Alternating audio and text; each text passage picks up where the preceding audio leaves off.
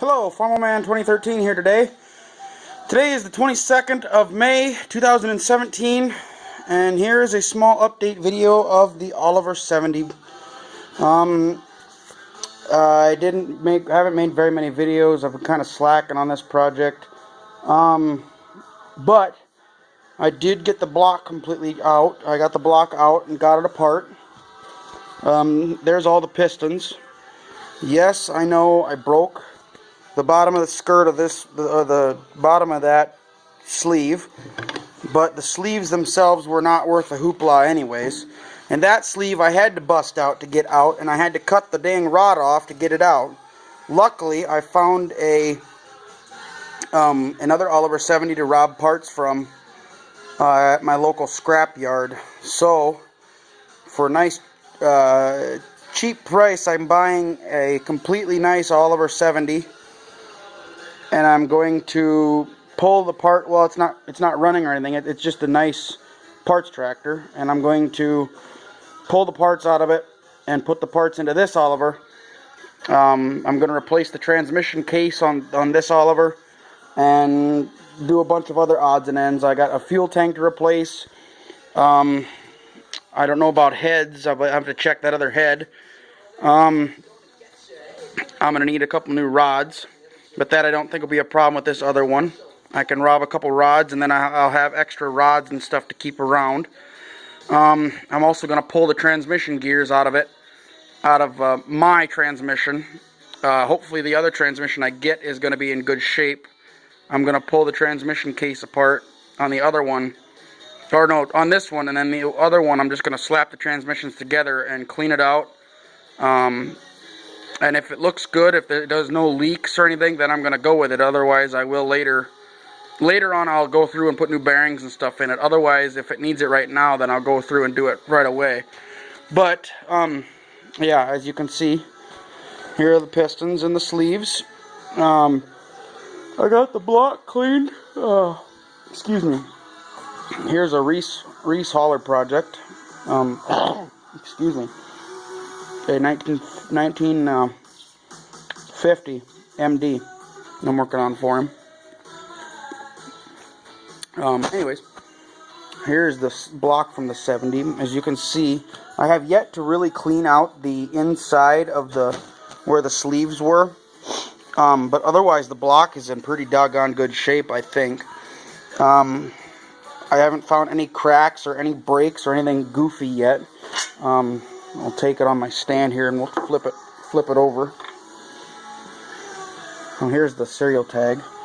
It's got a break in it, but oh, there we go. That's sharp. But oh heck, there's the casting number or the stamp number in the. I didn't even notice that before either. Anyways, we'll flip her over here. You can kind of see in the bottom. Oh, I'm going to lose my turning wrench. There. Okay. Let's see if I can... That ain't going to work. Okay. I'm going to have to turn my light on. Oh, that kind of helped. Okay, as you can see... There you go. I'm going to pull my engine stand over here. Kind of more underneath my light. There. As you can see, it's rusty in there. But it's not as bad as I anticipated. I didn't know how it was going to look. I thought it was going to be really bad, especially with that number 1 piston seized completely tight. But number 1 and number 5 are the ones that had the holes in them.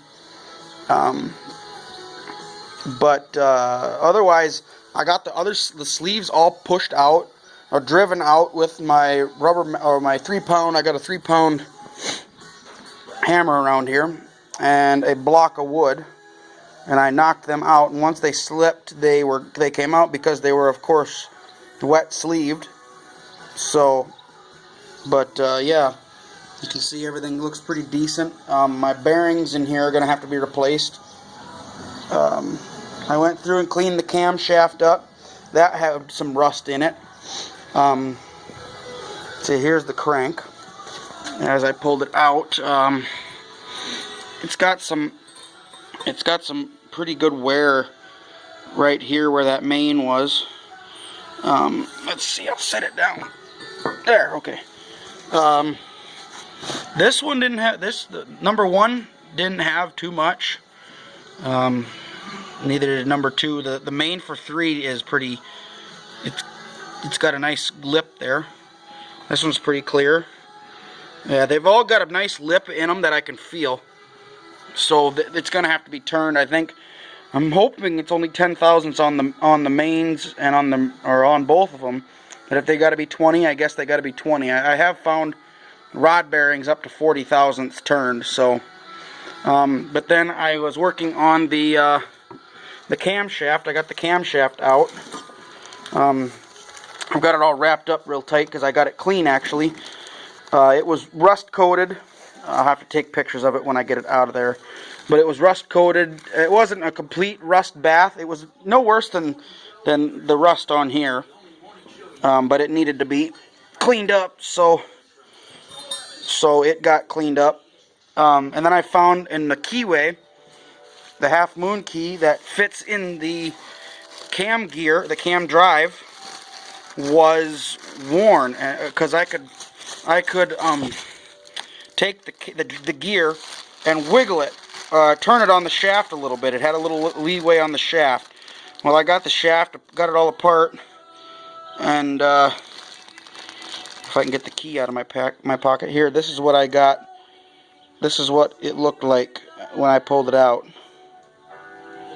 I think the key, I'm almost for certain that keyway is worn away that much. You see how squished it is. So that's got to get a new half moon key for that. It's just a tiny little bugger, but that's enough to create rather much havoc inside the block if anything were to go cuckoo.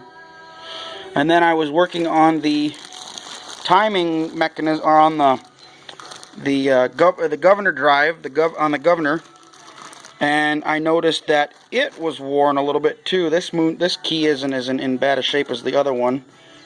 But you can see the notch right there where it slips. That's got a little leeway, and that belongs to the drive in the governor. Okay, the governor shaft drive that would hook up to a magneto that is actually hooks up to the distributor, which I don't remember where I put it. Oh, here it is. It's in this box. I've got a whole bunch. There we go. I got these all cleaned up. That's why they're all separate. It was for this main housing. The moon key goes into the shaft on the back in the shaft down here. That's why this spins freely. So it needs a new moon key. But I cleaned all the shaft and everything up. The bearing and everything on the inside looked good. Inside that, the housing looked good. So here's my governor. I'm glad I looked into it because this was in rather sad shape. So I'm glad I looked into this before I went putting it together, because I'd have had to fix the doggone moon key later. And then the distributor drive on it, I pulled it completely apart. The shaft on the inside was so tight I couldn't get it to turn worth a hoop. But now I got it turned good. I pulled it apart, cleaned it up, and I put assembly grease in there. So I hope that fixes things. It does have an oil reservoir. This cap here goes into an oil reservoir. So, but other than that, that's the update. That's what I've got going. That's what I've got done. So till tomorrow, we'll talk to you later.